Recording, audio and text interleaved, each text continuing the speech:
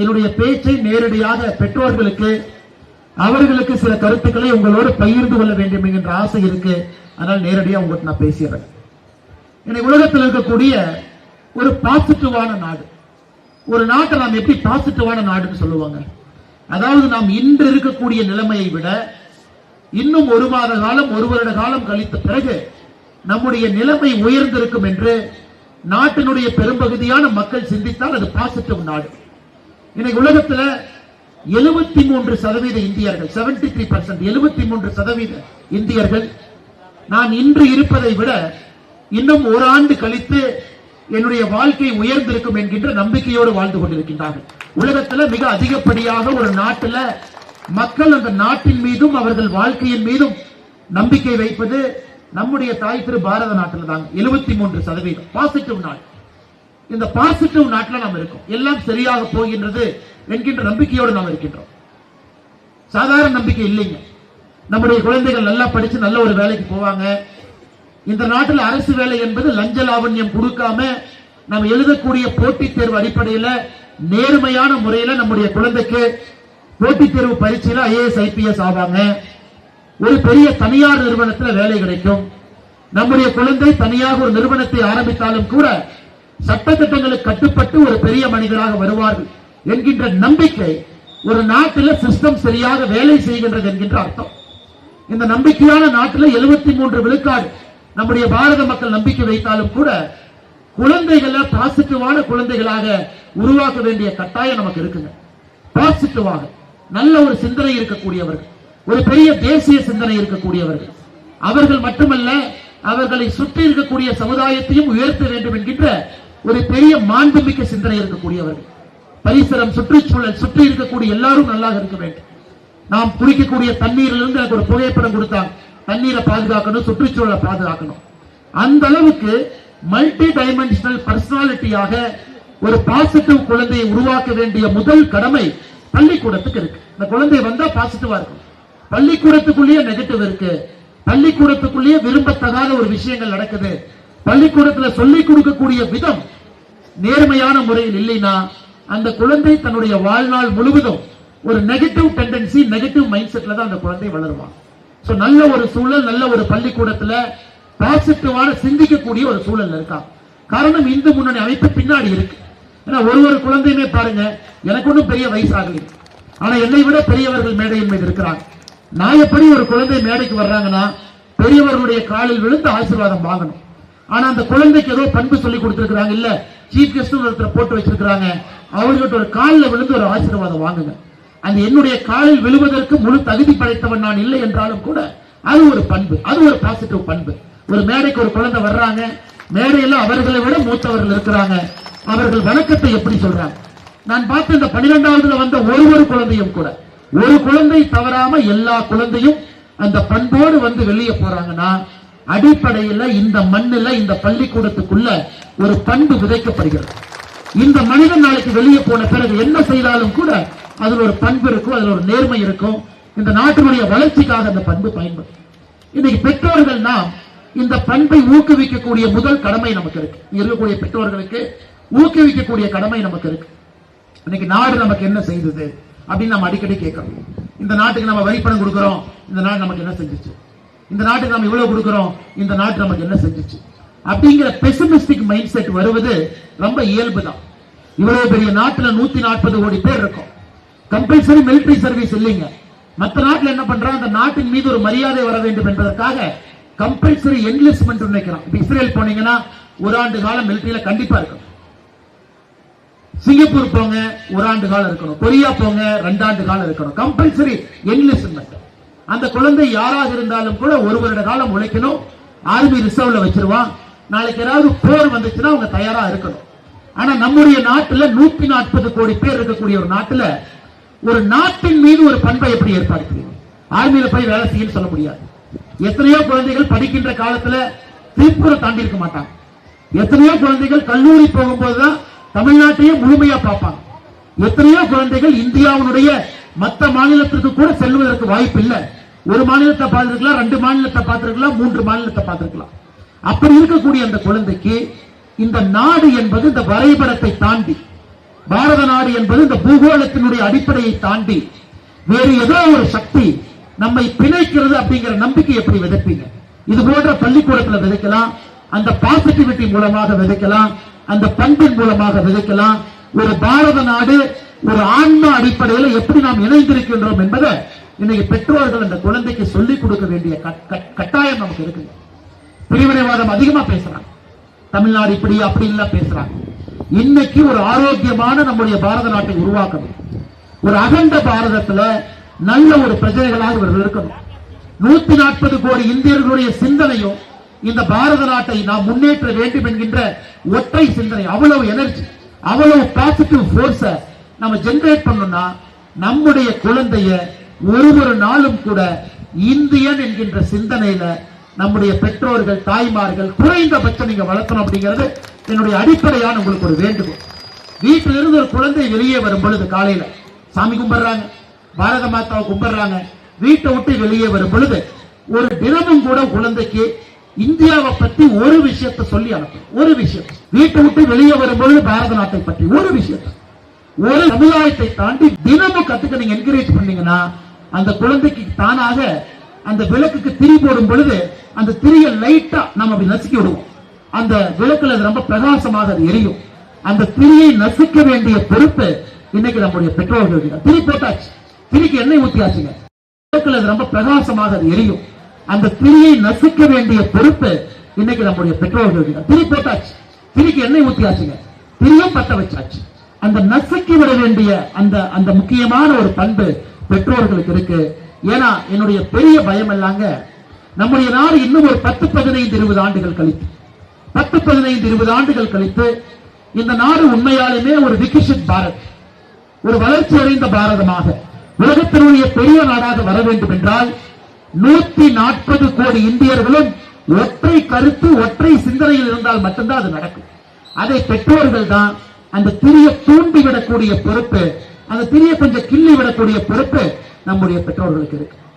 இரண்டாவது ஒரு விஷயத்தை உங்களிடம் சொல்ல வேண்டும் என்று நான் நினைத்தால், இன்னைக்கு சமூக வலைதளம், இன்னைக்கு ஆஸ்திரேலியா பாருங்க, 16 வயதுக்கு கீழே ஆஸ்திரேலியால இந்த ஆண்டில் இருந்து யாரும் சமூக வலைதளம் பதிவு செய்வதற்கு பயன்படுத்துவதற்கு அவர்களுக்கு உரிமை இல்லை. ஆஸ்திரேலிய அரசை பொறுத்தவரை 16 வயசு கீழே சோசியல் மீடியா அக்கவுண்ட் யாருமே வச்சுக்க முடியாது. ஆந்திராவில் இன்னைக்கு பரிசீலனை செய்து கொண்டிருக்கின்றார்கள், 13 ஆண்டுக்கு கீழே பேன் பண்ணும். கர்நாடகாலையும் பரிசீலனை செய்து கொண்டிருக்கின்றார்கள், 16 ஆண்டு கீழே பேன் பண்ணும். இன்னைக்கு நம்முடைய பெற்றோர்களுக்கு இருக்கக்கூடிய மிகப்பெரிய சேலஞ்ச், வீட்டுல ஒரு உலகம் இருக்கு, பள்ளிக்கூடத்துல ஒரு உலகம் இருக்கு, சமூக வலைதளத்துல ஒரு உலகம் இருக்கு. உங்கள் குழந்தை இந்த 3 உலகத்தையும் பார்த்து வளர்றாங்க. இந்த பள்ளிக்கூடத்துக்குள் இருக்கக்கூடிய உலகத்தை நம்ம கட்டுப்படுத்தலாம், அதை ஒழுங்குபடுத்தலாம், அதை சீர்படுத்தலாம், அதை நேர்மையான பாதையில் எடுத்துட்டு போலாம், பண்பை விதைக்கலாம். இது ஒரு உலகம். வீட்டுக்கு வந்த பிறகு பெற்றோர்கள் தந்தை தாய் எப்படி நடத்துக்கிறாங்க, வீட்டுல பெரியோரை எப்படி மதித்து பேசுறாங்க, அந்த வீட்டுல ஒரு நாயை கூட எப்படி செல்லமாக வளர்க்கின்றார்கள், இதையெல்லாம் பார்த்து அந்த உலகத்தில் ஒரு குழந்தை வளரும், அங்க பண்பு கிடைக்கும். நம்முடைய சமுதாயத்தினுடைய பயம் என்னன்னாங்க, இந்த 3வது உலகமாக இருக்கக்கூடிய சமூக வலைத்தளம் உலகம் இன்னைக்கு ரொம்ப கெட்டு போய் கிடக்கு. இன்னைக்கு அந்த குழந்தையினுடைய கையில அன்ரிஸ்ட்ரிக்டட் அக்சஸ் ஆக 8 வயசு 9 வயசு 10 வயசு 11 வயசு குழந்தைக்கு முழு உலகத்தையும் ஒரு சமூக வலைதளத்துல ஒரு செல்போன் மூலமா கொடுத்திருக்கும். குழந்தைக்கு செல்போன் இல்லைன்னா கூட ஒரு ஹோட்டலுக்கு போறோம், பக்கத்துல அப்பா அம்மா சாப்பிடுறாங்க, எந்த ஹோட்டலையும் நிம்மதியா யாரும் சாப்பிட முடியாது. ஏன்னா அவங்க குழந்தை அவங்க செல்போன்ல ஒரு வீடியோவை பார்த்துக்கிட்டு இருப்பாங்க. ட்ரெயின்ல போங்க, அந்த குழந்தை கையில வீடியோ கொடுத்துறாங்க. பிளைட்ல போங்க, குழந்தை கையில நீங்க ஐபேட கொடுத்துறாங்க. எங்க போனாலும் கூட அப்பா அம்மா அவங்க பாட்டுக்கு பேசிட்டு இருப்பாங்க, அவங்களும் பேசுறது இல்ல. அப்பா அம்மா அவங்க தனிப்படியா செல்போன் எடுத்து வாட்ஸ்அப்ல யாருக்கும் மெசேஜ் போட்டு இருப்பாங்க. அந்த குழந்தை வீடியோ பண்ணிட்டு இருக்கும், பார்த்துக்கிட்டு இருக்கும். சர்வர் அவன் பாட்டுக்கு, அந்த அண்ணன் பாட்டுக்கு சர்வர் என்ன தோசை இட்லி அவர் பாட்டுக்கு வச்சுட்டு இருப்பாங்க. இன்னைக்கு இதுதான் சராசரியாக ஒரு குடும்பம் வீட்டுக்கு வெளியே போய் ஒரு ஹோட்டல்ல சாப்பிடுறாங்கன்னா உன்னிப்பாக பார்த்தீங்கன்னா அந்த குடும்பம் இப்படி இருக்கு. அந்த சூழ்நிலையில வளரக்கூடிய குழந்தை எப்படி வளரும் நம்ம யோசிக்கணும். அதனால இன்னைக்கு நம் முன்னால் இருக்கக்கூடிய மிகப்பெரிய பிரச்சனை, நாமளே குழந்தைக்கு எளிதா சமூக வலைதளத்தை கொடுத்துறோம், எந்த வீடியோ வேணாலும் பாருன்னு சொல்றோம். அதான் அல்காரிதம் இருக்கிறதுனால இப்படி அவங்க பண்ண தேவையில்லாத எத்தனையோ வீடியோக்கள் உள்ளே வந்து இன்னைக்கு பிஞ்சு குழந்தைகளை நஞ்சாக்கி கொண்டிருக்கிறது. 16 வயசு பையன் கத்திய தூக்குறான், 15 வயசு பையன் மர்டர் பண்றான். இதெல்லாம் நம்ம பல இடத்துல பார்க்கிறோம். இன்னைக்கு நம்முடைய சமுதாயத்தின் முன்பு இருக்கக்கூடிய மிகப்பெரிய பிரச்சனை என்பது பள்ளிக்கூடத்தினுடைய உலகத்தை கட்டுப்படுத்தலாம், வீட்டில் இருக்கக்கூடிய உலகத்தை கட்டுப்படுத்தலாம், ஆனா அந்த செல்போனுக்குள் இருக்கக்கூடிய உலகத்தை கட்டுப்படுத்த முடியாம நாம் தடுமாறி கொண்டிருக்கின்றோம். அதனால பெற்றோர்களுக்கு முழுமையான சமூக வலைதளத்தினுடைய தாக்கத்தினுடைய புரிதல் வேண்டும். என்னை பொறுத்த வரைக்கும் இந்த பள்ளிக்கூடத்துல காடேஸ்வர அண்ணனுக்கு என்னுடைய அன்பான வேண்டுகோள், தலைவர்களுக்கு அன்பான வேண்டுகோள், பேரண்ட்ஸ்க்கு சோசியல் மீடியா ஒர்க் ஷாப் நீங்க நடத்தணும்.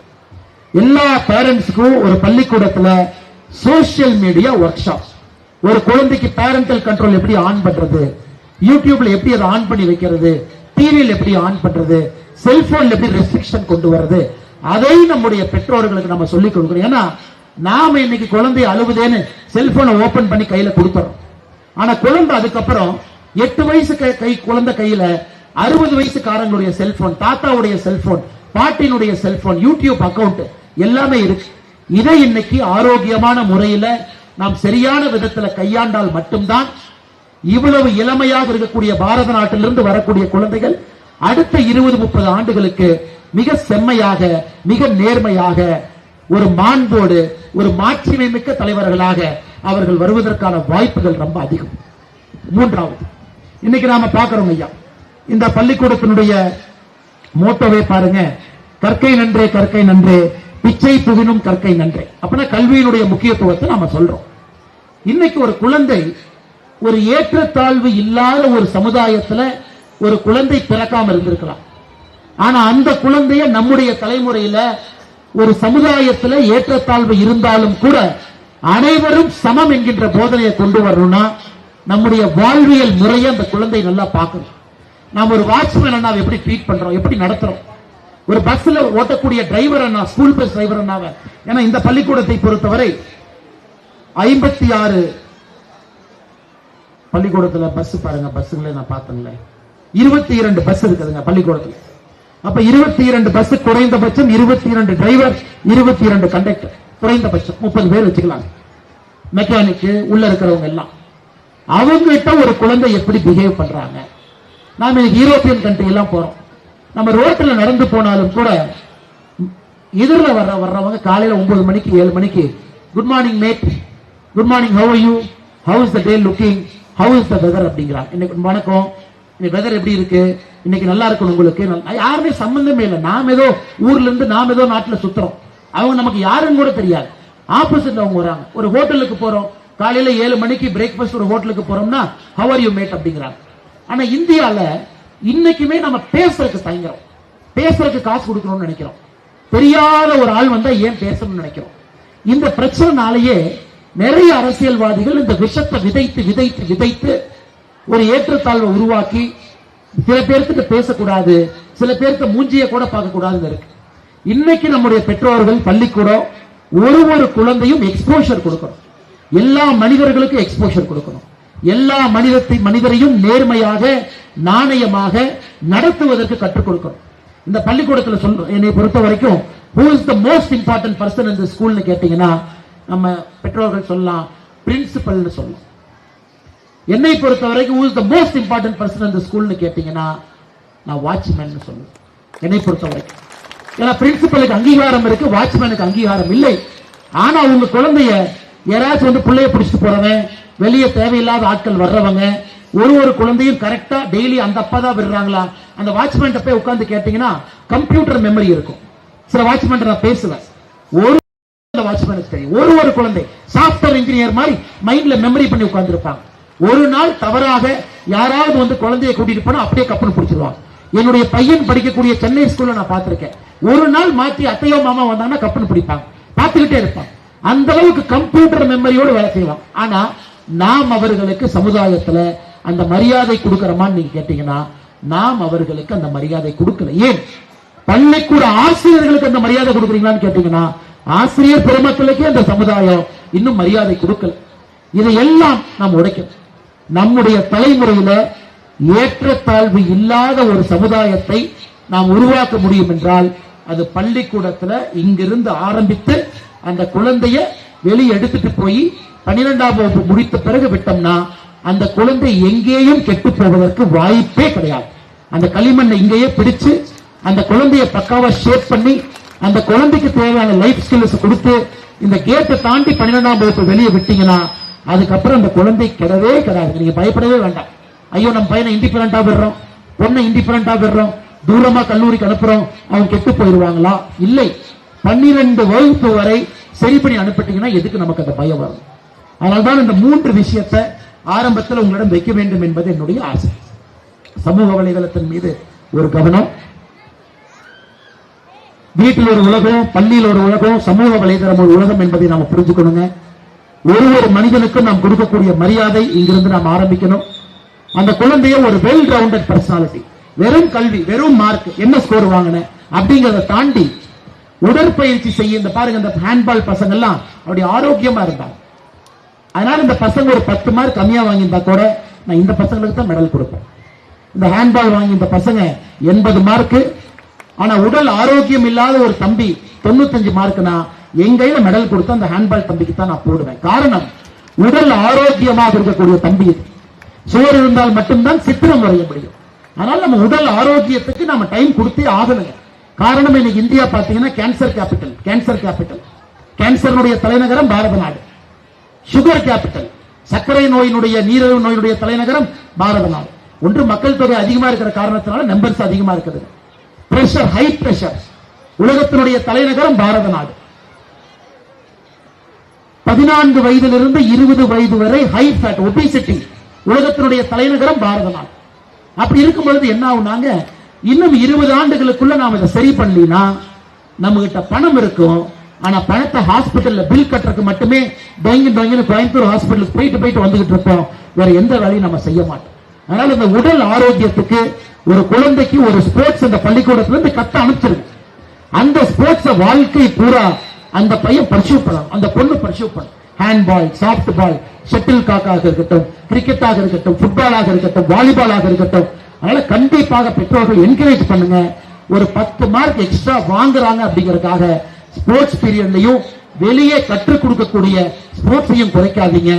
நல்ல ஆரோக்கியமான உடம்பு, விதமான உடம்பு. ஏன்னா பெரியவங்க எல்லாம் இங்க இருக்கிறாங்க. நிறைய பேர் சொல்லுவாங்க, சுவாமி விவேகானந்தர் சொன்னாரு 100 பேர்த்த கொடுங்க இந்தியாவை மாத்திரன். அவர் சத்தியமா சொல்லவே இல்லைங்க, எங்கேயுமே அவர் சொல்லல. விவேகானந்தர் சொன்னாரு 100 பேர்த்த கொடுத்தா இந்த பாரத நாட்டை மாத்திடுவேன். அப்படி சொல்லிங்க. 100 இளைஞர்கள் வேண்டும். அந்த இளைஞர்கள் எப்படி இருக்கணும் டிஸ்கிரைப் பண்றார். தோல் வந்து எக்கு போல, அயன் போல, எக்கு போல இருக்கணும். உடம்பு எப்படி இருக்கணும், அவங்க மனசு எப்படி இருக்கணும், யோக கலையில எந்த அளவுக்கு பயிற்சி பெற்றிருக்கணும்.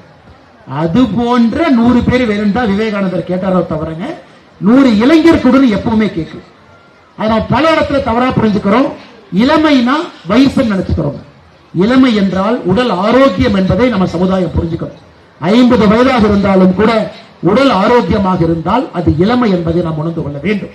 அதனால சாமி விவேகானந்தர் அவர்கள் கேட்ட 100 இளைஞர்கள், எஃகு போல தோல் இருக்கக்கூடிய இளைஞர்கள், நல்ல அறிவு கூர்மை சிந்தனை இருக்கக்கூடிய இளைஞர்கள், மனதை எப்பொழுதும் கூட ஒருநிலைப்படுத்தி இருக்கக்கூடிய இளைஞர்கள் 100 பேர் கொடுத்தா இந்த நாட்டை மாத்திரணும்.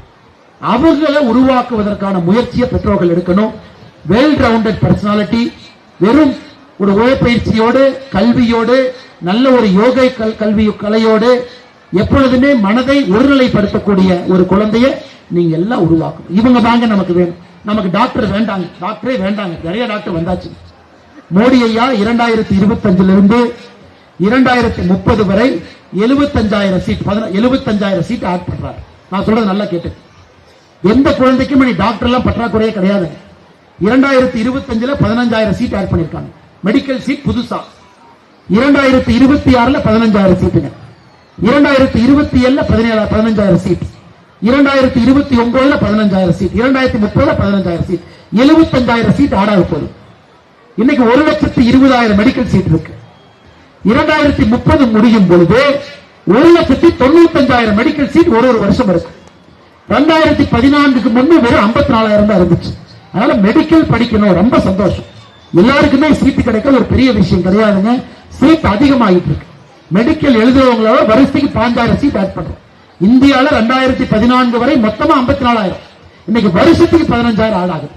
அதனால கல்வி கல்வி என்ட்ரன்ஸ் இதை பண்ணணும், நீட்டு யூஜி பிஜி அது இது கேட்டு அதெல்லாம் இருக்கட்டுங்க.